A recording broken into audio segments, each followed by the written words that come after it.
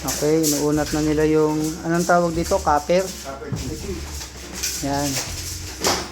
Tapos ito yung items. Medyo madilim lang.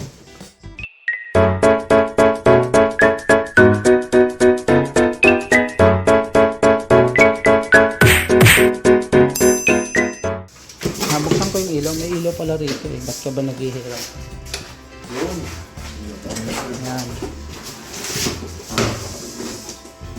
So binuksan na yung TCL 2424 model daw ito at meron ng wifi kasi yung bagong labas wala. Bakit wala? Eh bagong labas. Depende po sa model sir eh.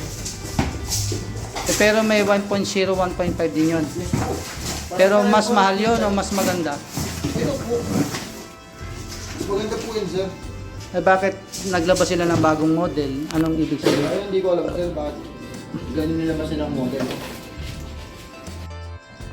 Sa parting ito ay pinabilis ko ng konti ang video kasi masyadong mahaba. Pero dito ay pag-assemble ng aircon na binili na TCL. So dito papakita ko pa paano ikakabit at ilalagay yung ibang mga parts para may ayos ang aircon sa loob ng bahay. So sa nakikita ninyo ay nabuksan na ang kahon at medyo mayroong matagal na proseso rito kasi kailangan maingat na i-assemble para hindi masira yung aircon na binili, kaya medyo aayusin kasama yung pagkukonekta ng copper doon sa aircon mamaya pag kinabit. Pero unahin mo nang i-assemble yung aircon, ano?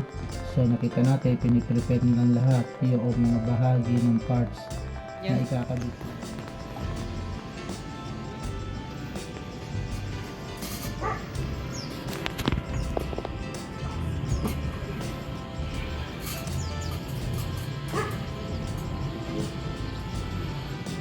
Gandaan.